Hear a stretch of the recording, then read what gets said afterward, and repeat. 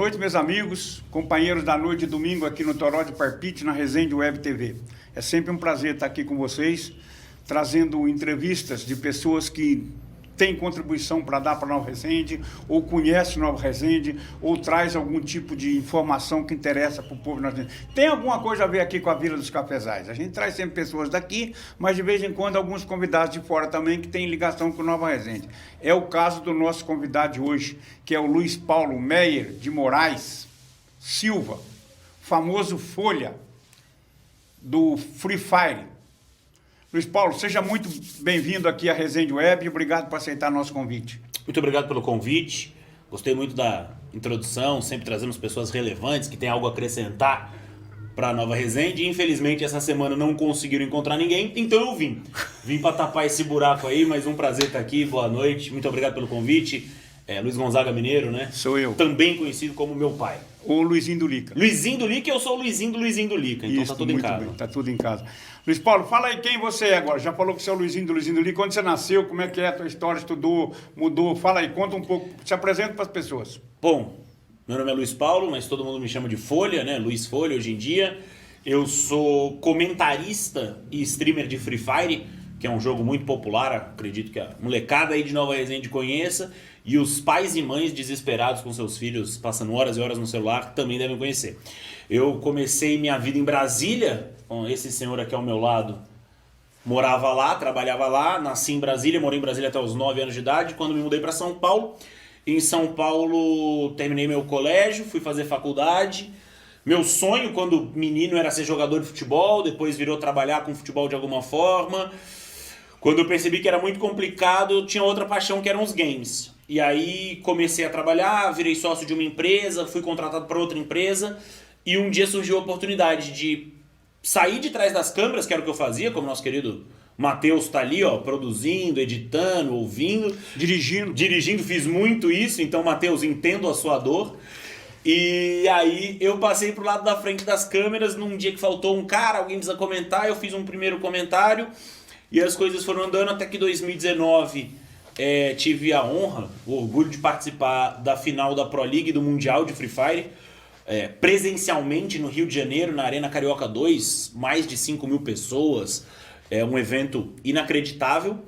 E aí em 2020 recebi o convite para ser oficialmente contratado da Garena como comentarista do jogo, do Free Fire. Então nos últimos 1 ano e meio, né, quase 2 anos aí, tenho trabalhado única e exclusivamente com o Free Fire, um jogo que eu gosto muito, tenho muitos amigos, então sou muito feliz no meu trabalho. E sou a prova viva que você não precisa ser pro player, né? Não precisa ser um jogador exímio para conseguir entrar e ganhar a vida com os jogos. Você consegue achar várias outras funções dentro do videogame, dos jogos, da competição, mesmo para quem não é o mais habilidoso, o mais, né, proficiente quando o assunto é o jogo. Você consegue ser desde comentarista até como nosso querido Matheus, dirigir as gravações, roteirizar, tem muitas opções aí para quem gosta de videogame e procura uma profissão nessa área. Então não ache que o caminho é só jogando ou na frente das câmeras, né? Como meu pai sempre me ensinou. No jornalismo não existe só o repórter e o apresentador, existe toda uma gama de pessoas por trás. Existe o chão de fábrica. Exatamente. Todo mundo que está lá no chão de fábrica, trabalhando dentro da redação, ralando, entendeu? Muitas vezes o repórter que vai para a rua, ele já vai com a coisa muito organizada, muito produzida, tudo marcadinho. Quem fica na redação rala muito. É a ponta do iceberg, como a gente diz. Então, quem vê as transmissões aí da Garena, né, nos finais de semana, LBFF, imagina que a gente faz um trabalho, faz realmente, mas a gente tem uma equipe gigante por trás que possibilita que tudo isso aconteça. Então, um grande abraço aí para nossa equipe. Ô Luiz Paulo, o Folha. Te dou o direito de me chamar de filho, se você quiser. Filho também. Poucas pessoas no mundo podem falar assim, então você é uma delas. Ô Luiz Paulo. Diga. É o seguinte, eu quero fazer uma pergunta para você. É o seguinte, você morou 1 ano nos Estados Unidos. Morei. E você sempre investiu em inglês. Você sempre foi um cara que deu importância para o inglês. Sim. Você acha que essa tua experiência nos Estados Unidos, que esse fato de você dominar muito bem o inglês, tem uma determinação, é fator muito importante no processo que você está hoje? Olha, a minha história com o inglês é meio estranha, porque eu aprendi Eu gosto de dizer que eu fui para os Estados Unidos morar, eu já era, se não fluente, muito proeficiente no inglês. Eu falava muito bem o inglês. Eu aprendi com o videogame. Eu fiz um pouco de inglês em Brasília, mas quando a gente se mudou para São Paulo, eu não queria fazer inglês, escola de inglês e tal. Cheguei a me matricular em 2 lugares, meu pai e minha mãe me odeiam por isso, porque eu literalmente fiz uma aula e falei, não volto lá. Me recuso, sou infeliz, não quero. Mas através do videogame, através da música, da cultura, do consumo de cultura americana, eu acho que eu fui desenvolvendo o inglês no meu próprio ritmo, na minha própria forma. Mas eu sempre fui uma pessoa muito curiosa, né? Meu pai que o diga. Então eu fui aprendendo inglês. Então chegar nos Estados Unidos falando inglês muito bem me fez absorver muito mais fácil a cultura e a vida norte-americana. E talvez hoje, para minha profissão especificamente, o inglês não seja um dos principais fatores no meu trabalho. Mas na minha cabeça é muito claro que eu só consegui chegar onde eu cheguei hoje através de muita coisa que eu fui absorvendo através do inglês. Então, por exemplo, como eu disse, né, eu não comecei na frente das câmeras, eu comecei atrás das câmeras. Então, muitas referências, muitas coisas que eu conseguia trazer para o meu trabalho no dia a dia vieram através de coisas que eu consumia em inglês, a importância da língua. Graças ao inglês eu tive oportunidades muito legais, eu fui cobrir a final de um campeonato mundial de outro jogo em Nova York, graças ao inglês, porque, precisava de alguém que soubesse fazer o trampo que eu sabia, precisava falar inglês. Você ia para Singapura agora, se não fosse a pandemia, você ia fazer torneio em Singapura, não é isso? Mundial. A gente teve a final do Mundial em Singapura, né, mês passado, no final de junho, e claro que a equipe, se não houvesse a pandemia, muito provavelmente a gente enviaria a equipe. E aí, por ser da nossa equipe de transmissão o que melhor fala a língua, é mais provável que eu fosse para ser essa pessoa, esse link, nesse elo lá fora. Porque, é claro, a transmissão é em português, então você não tem essa obrigatoriedade. A gente tem uma equipe que vai junto, mas ter pessoas que dominam a língua facilita muito o trabalho, né? No mundo, em qualquer lugar do mundo. Em qualquer lugar do mundo. Então, ajuda muito, adianta muito essa questão. Eu acho que todo conhecimento é válido, né? Então, se você consegue um conhecimento em línguas ou qualquer tipo de conhecimento que você vai agregando, eventualmente ele vai ser útil. Ô, Luiz Paulo, o que você fez nos Estados Unidos? Você foi treinador do time feminino lá na escola. Eu fiz o high school, né, o famoso colegial. Eu terminei o ensino médio lá nos Estados Unidos. Eu fiz de um tudo lá, né? Eu joguei, porque o calendário do colégio americano é dividido em 3 temporadas, porque eles têm a primeira entrada ali, que seria o início do outono, inverno e primavera, e no verão é férias nos Estados Unidos. Então, você tem eventos e esportes divididos dentro desses 3 períodos. Então, no primeiro período eu joguei futebol, mas é horrível, porque os americanos acham que é atletismo, é corrida. A galera corria loucamente, mas não sabia jogar bola, mas tudo bem. E aí no inverno eu fiz natação, porque era coberto, quentinho, piscina quentinha. E no outono eu tive algumas opções, mas eu optei por ser assistente técnico do time feminino. O que isso significava? Carregar a bolsa e encher garrafa d'água. Mas eu fazia felizão. Tinha um outro menino que fazia comigo, o Wally, e a gente ficava conversando e tentando ajudar as meninas no treino, era bem diferente. Além disso, eu fiz parte do Grêmio Estudantil, parte do grupo de marketing, Nossa, o que tinha para me envolver na escola e deixava um espacinho, o pai tava on. Eu ia me enfiando lá e fazendo tudo que dava. Vamos voltar pro Free Fire aí. Vamos voltar pro Free Fire. Que tamanho que é o Free Fire hoje no mundo? No mundo é muito grande, né? Um dos jogos, se não for o jogo mais jogado do mundo, é um dos maiores. E é um fenômeno global. É um fenômeno absurdo porque nem todo mundo tem um computador ou um videogame em casa. Mas, aqui, ó, isso aqui, se eu pegar, quase todo mundo, ou todo mundo tem um celular hoje, né? Dentro de um núcleo familiar é muito comum você ver uma família que ainda não tem um computador, um videogame, mas o pai e a mãe podem ter um celular, às vezes o próprio filho já tem o seu aparelho aí. Então, possibilita que muita gente jogue. Traz o jogo para dentro da casa das pessoas. E com o desenvolvimento das ligas, dos campeonatos mundiais, a gente tem visto que aquele sonho de alcançar um patamar tanto financeiro quanto de reconhecimento é possível. Hoje, a maioria dos jogadores da Liga Brasileira de Free Fire são reconhecidos aí pelo Brasil, e a maioria deles vieram de uma situação muito humilde, muito simples, né? Muitos jogadores saíram da favela, muitos saíram de cidades pequenas do interior do Brasil. Então, o Free Fire tem sido uma nova porta, um novo caminho para as pessoas alcançarem seus sonhos. Então o Free Fire tem ganhado muita expressão aí, tanto no mundo inteiro como no Brasil. E no Brasil é um jogo extremamente popular, é o jogo mais jogado hoje. São milhões e milhões de brasileirinhos e brasileirinhas que jogam diariamente, mensalmente o jogo. Então é um fenômeno. E o Brasil, no Free Fire, como em todos os jogos, não só é um dos países que mais joga, mas como é um dos países que mais consome o conteúdo do jogo. E o Free Fire tem sido consumido mundialmente de forma muito expressiva. Recentemente, na final do Mundial, que foi disputado lá em Singapura, a Garena bateu o recorde do YouTube mundial com um pico de... A gente chama de concurrent, né? Que são os simultâneos. Foram mais de 5.600.000 pessoas assistindo simultaneamente a mesma transmissão. Claro que em diferentes, como se fossem canais, né? Diferentes feeds, como a gente chama. Então, quando você soma o pessoal que estava em português, em alemão, em holandês, em árabe, quando você soma todos esses canais, todas essas pessoas, o pico foi 5,6 milhões de pessoas assistindo, batendo o recorde anterior, que eu acho que era 2.800. Então isso dá uma dimensão muito grande do tamanho. O dinheiro, quanto circula de grana nisso aí? É muito dinheiro, né? Muito. Assustadoramente muito.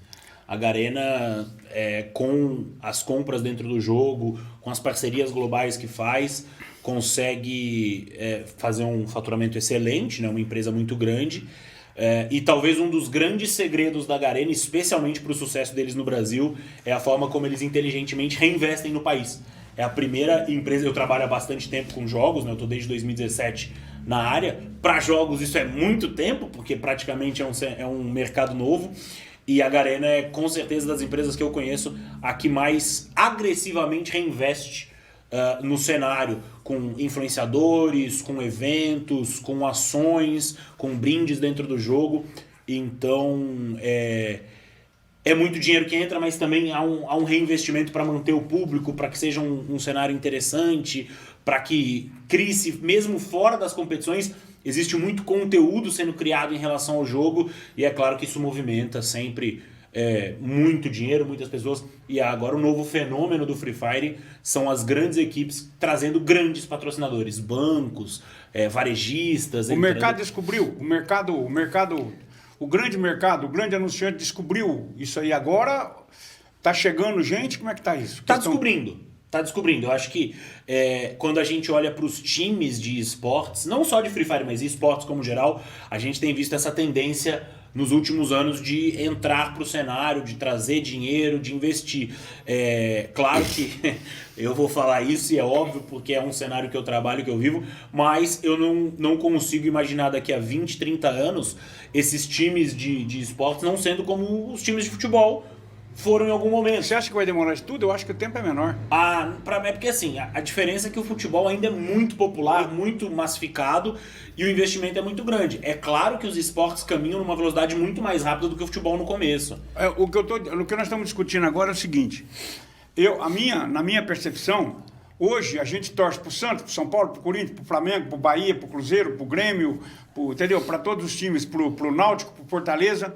No futuro, os meninos vão ter os times de jogadores de Free Fire, quer dizer, as equipes vão ser essa, tanto para os jogos FIFA, por exemplo, sei lá, quanto para o Free Fire. Então, o que acontece? A tendência é que você passe a ter uma relação maior com o clube. Isso já acontece hoje com a seleção brasileira, só para dar um exemplo. As pessoas já têm mais ligação com o clube deles do que com a seleção.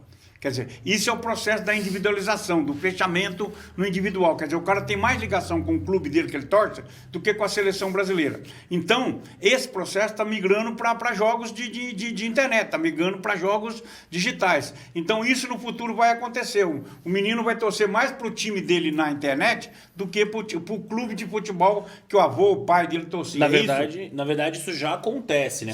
Com a juventude e tal. você já tem muitas pessoas, tem 2 times que são gigantescos dentro do Free Fire, que são a Loud e o Fluxo. São 2 times monstruosos que movimentam uma massa muito grande. E você tem pessoas que torcem fanaticamente. E outro fenômeno que acontece além de times que surgem dentro dos games, hoje a gente tem disputando a Série A e a Série B, de cabeça, que eu não vou lembrar todos, mas a gente tem Vasco, Cruzeiro, Flamengo, Corinthians, Botafogo, Ceará, Fortaleza, Náutico. Então os times tradicionais do futebol, Santos também, não ia esquecendo do Santos, migraram para os jogos. Já estão montando equipe, já montaram equipes. O Corinthians, por exemplo, é campeão brasileiro e campeão mundial em 2019 no Free Fire.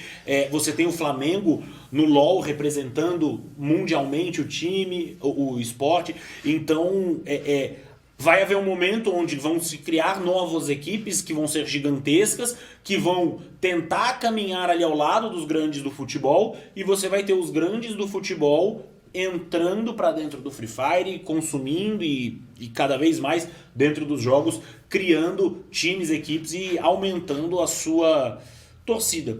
E acho que a grande diferença, você deu o exemplo aí sobre a individualização do clube para a seleção, primeiro que você tem uma relação muito mais constante, né, com o seu clube do que com a seleção brasileira. Você pode ter todo dia essa relação. E a grande diferença os jogadores dos clubes são mais próximos. E no esportes isso é ainda maior. Você tem uma proximidade por causa das redes sociais, das lives, com os jogadores de esportes, que é muito maior do que com os jogadores do esporte tradicional. Então agora explica pra gente qual é a estrutura que você está. Você está na Garena. Isso. Quem é a Garena? Como é que é? Como é que é a história? Como é que funciona essa escala aí? Tá. Até chegar num time, o processo todo e tal. A Garena é a desenvolvedora e dona do Free Fire mundialmente.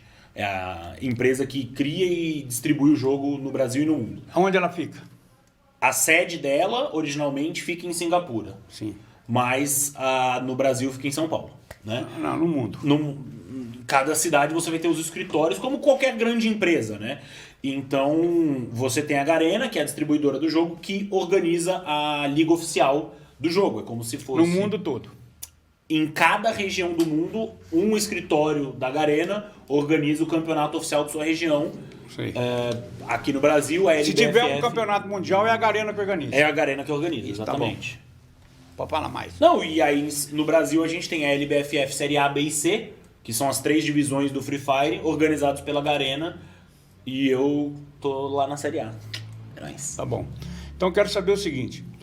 Bom, a Garena organiza... E de quem são os times? Quem tem time? Como é que chega no time? Qualquer um pode criar um time. Sei. Hoje, se juntar eu, você, Mateuzinho, mais um bom, a gente pode tentar se inscrever na Série C. É a mesma coisa para o Campeonato Brasileiro. Você se inscreve na Série C. Vai subindo. Vai a Garena faz uma seleção dos times, porque não é...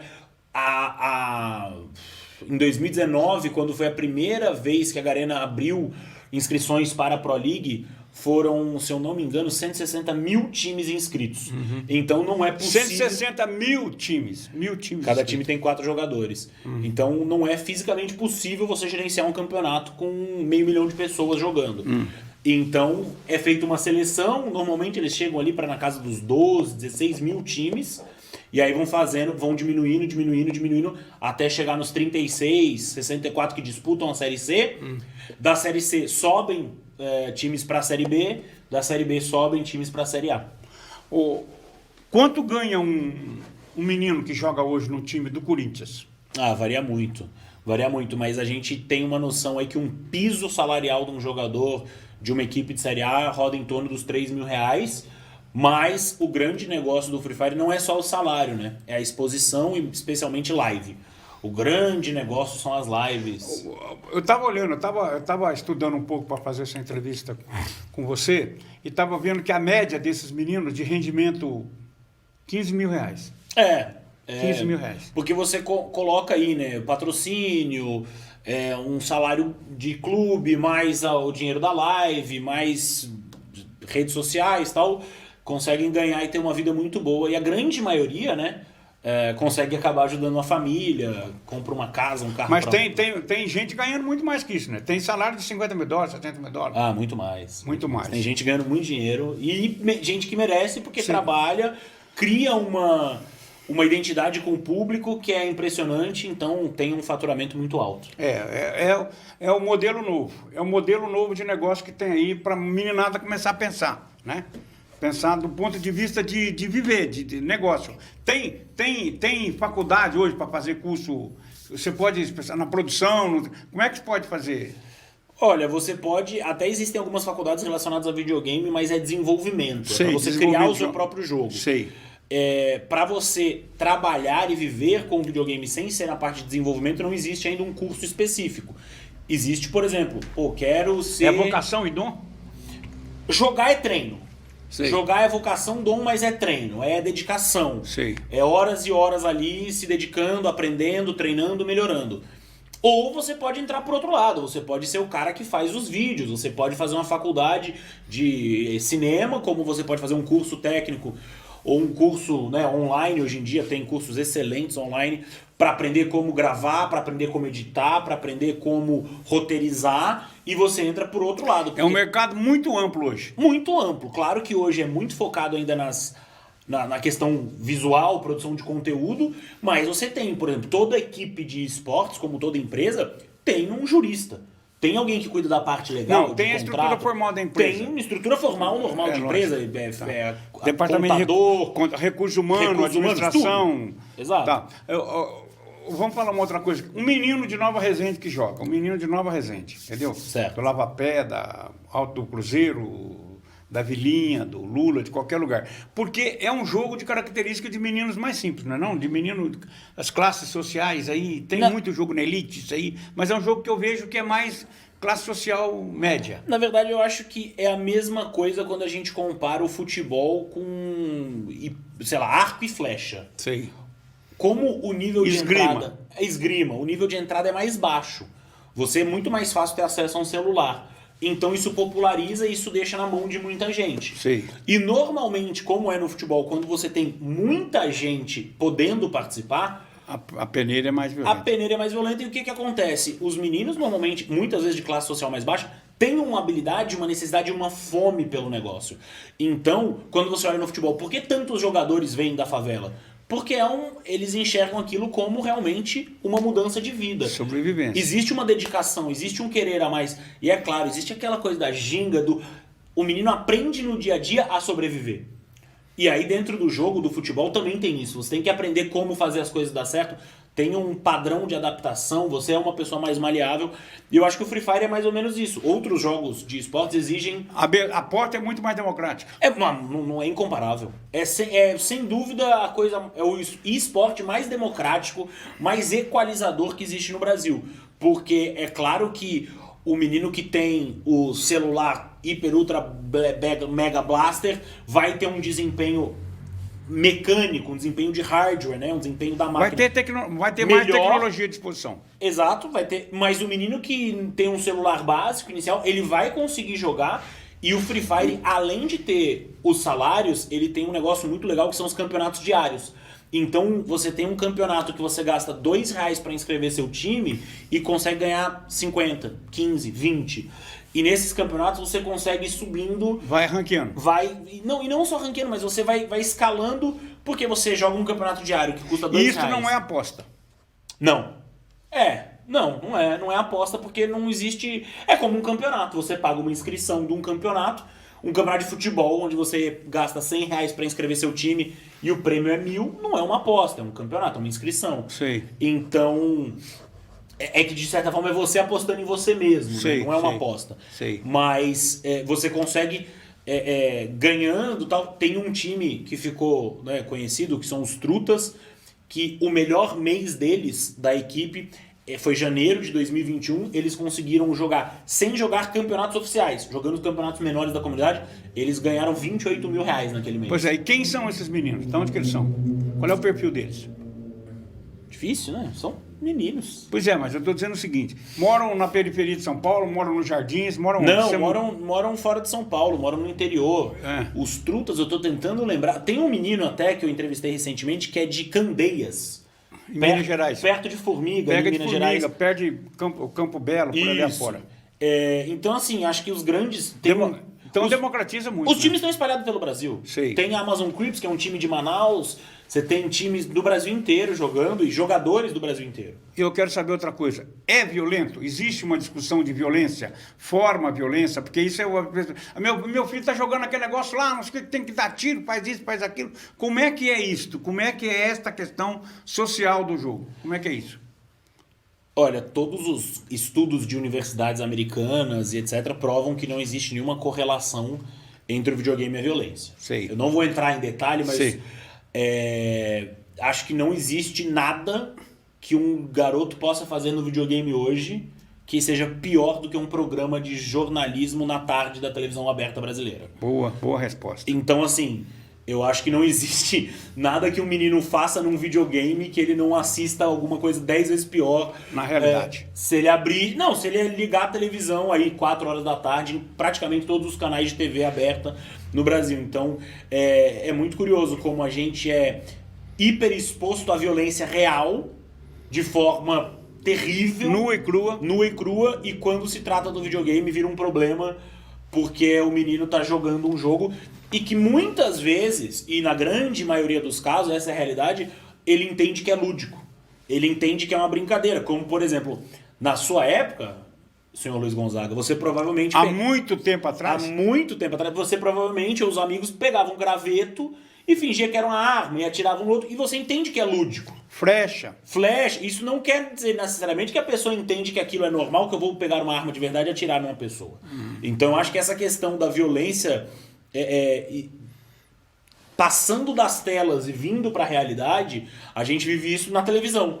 E quando a gente vive isso no videogame de forma muito mais lúdica. No cinema também, né? No cinema, O cinema americano é construído nessa relação, né? Sim, eu acho que quando você olha os antigos faroestes, os filmes de guerra e tal, a gente tem essa hiperexposição à violência real e quando é lúdico acaba virando um problema. Os filmes de ficção de guerras, guerras Sim. também.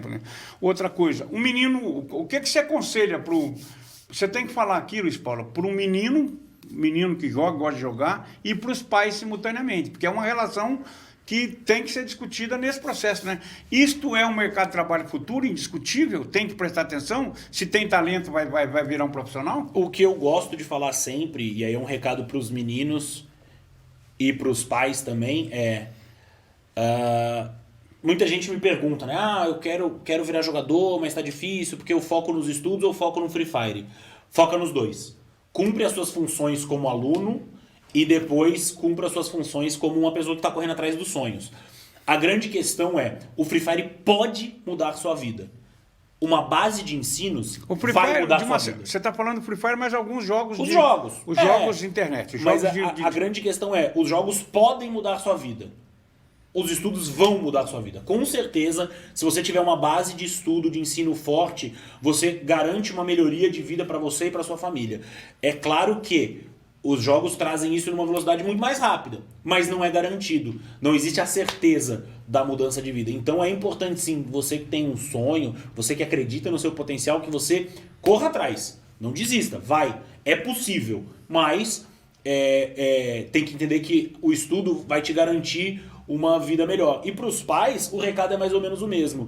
Talvez uma conversa mais sincera, olho no olho, para entender o que está acontecendo, seja melhor do que necessariamente aquela bronca, aquele sermão, aquela proibição.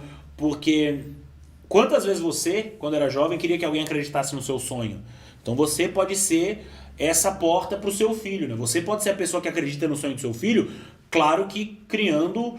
estabelecendo alguns parâmetros. Então, assim, vamos fazer o seguinte. Tem regras, claro. Vamos fazer o seguinte, se você for bem no colégio, se você mantiver suas notas, tiver presença, tiver passando de ano, legal, pode jogar no seu tempo livre. Mas que seja importante criar esse balanço. E o que eu percebo conversando, entrevistando os jogadores, e isso é muito impressionante, que a partir do momento que os meninos têm o apoio dos pais da família, eles conseguem desenvolver a carreira muito mais. Claro que, normalmente, a história é quando que seus pais te apoiavam? Não, no começo era difícil. Mas quando eu ganhei não sei quanto, quando eu consegui mostrar não sei o quê. Normalmente os pais esperam uma prova de que vai dar certo para falar que apoiam. Talvez se você apoiar o seu filho no sonho, ele consiga alcançar a prova um pouco antes.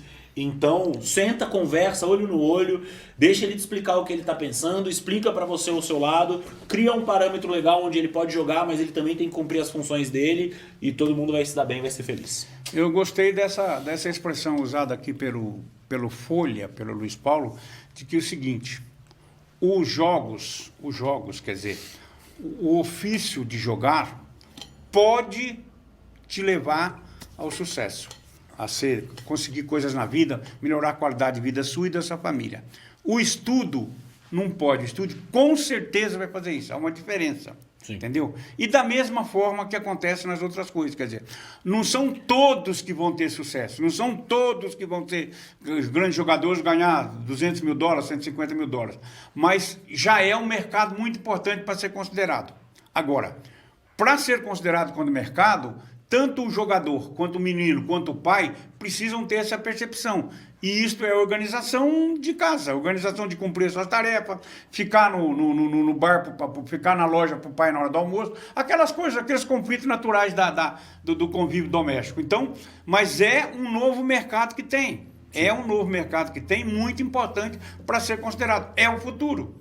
Está entendendo? Com as mesmas características de outros futuros, não tem diferença. Né? Agora, nunca parar de estudar, nunca ficar o tempo inteiro voltado para isso. A vida existe além do jogo de computador, a vida existe ainda jogar bola com os amigos, ir para a escola, entendeu? Passear, nadar, andar a cavalo. Quer dizer, você não pode pegar a sua vida e virar a sua vida em frente, virar uma vida digital. Tem que ter a vida, sabe, a vida bucólica, a vida legal, entendeu? É isso que eu considero. Ô, Luiz Paulo, tem mais alguma coisa que você acha importante colocar aqui? A gente está chegando ao fim, fique à vontade aí. Os canais do conglomerado de comunicação Resende Web TV estão à sua disposição. Eu queria agradecer o convite, sempre um prazer, parabenizar Luiz Gonzaga Mineiro, todo mundo parabeniza. Parabenizar o Mineiro é fácil. Quero parabenizar o Mateuzinho, o Luizinho, a galera todo mundo que toca aí a Resende Web TV por trás, porque é um trabalho... Todas as pessoas que fazem programas aqui, todas os vários as pessoas, comunicadores. Eu vim o aqui... Jota, o Reginho, a Bruna, a Maria, a Vivi, o Odair, que está aqui. Quem mais? Está faltando alguém, Matheus? O Carlos, que apresenta o jornal, entendeu? Todo mundo. Está faltando alguém, não, né? A Valéria, que faz reportagem, o João Paulo, a Silvia lá em Londres. Ih, tem gente pra caramba.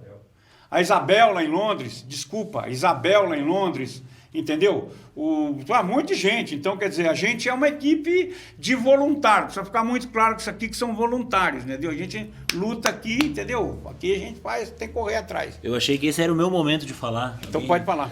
Eu queria agradecer o Jô Soares aqui pelo convite. Jô Soares, é bom. Não, mas queria agradecer de verdade, parabenizar pelo trabalho, pela organização, por tudo que eles têm feito aí. Acho que... Bom, meu pai me ensinou isso, então é meio, né? Tá aqui do lado, é meio chato falar, mas eu sempre aprendi a importância da comunicação e dos meios de comunicação quando são feitos de forma inteligente, honesta e a serviço do público.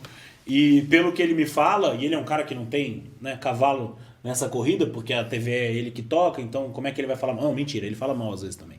Mas que é feito de forma legal pra galera né, trazer um conteúdo diferente, trazer um canal ajudar de a transformar a sociedade. Quer ajudar a reformar a sociedade, porque ele falou isso, então é melhor eu repetir, ele é meu pai, senão eu vou tomar bronca.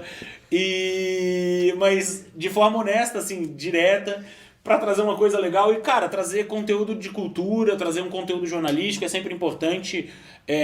Um povo inteligente, um povo com cultura, um povo que pensa por si próprio, gera um país melhor. Então, parabéns aí pelo trabalho da Resende Web TV, parabéns a todos os envolvidos e parabéns ao meu pai, porque eu amo ele e não posso não parabenizar ele. Muito obrigado. O que ele disse aí é que um povo que tem opinião própria, um povo que compara, entendeu? Um povo que vê todos os lados, tem capacidade de acertar mais. Quando você fica fechado numa ideinha só, você tem comportamento de rebanho, né? Entendeu? Vida de gado não rola. Tem que ser crítico, observação crítica, percepção do coletivo, entendeu? E variedade de conceitos, né? Isso que é importante. E o mais importante, compreender que comunicação não é o que eu faço, é o que você compreende. Isso que é o segredo da coisa, fazer com que você compreenda o que a gente fala. Filosofamos aqui no final, muita filosofia. Muito obrigado, Folha. Obrigado. Um abraço e como eu sempre encerro, minha Vila dos Cafezais, minha gente amiga, até domingo que vem com mais um Toró de Parpite aqui na Resende Web TV. Muito obrigado e viva Nova Resende, viva! Viva a Vila dos Cafezais, viva aí, grande abraço. Ora viva, como diria Dorinto Morato, ora viva. Jô Soares. Que? Jô Soares.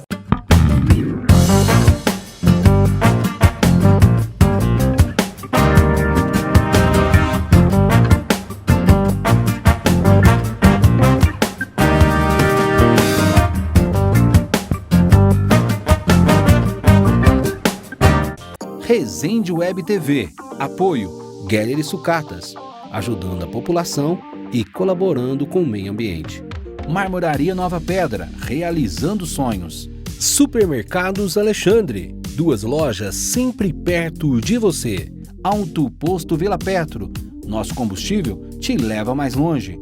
Nova Noiva, a Loja da Luísa. Loja da Val, moda e acessórios. Centro Automotivo JKE, o mais completo da região. Patrícia Vieira, estética avançada, agora em novo endereço. Resende Net, internet por fibra ótica. Z, comunicação visual, criando ótimas impressões. Distribuidora do Breno, água, gás e bebidas.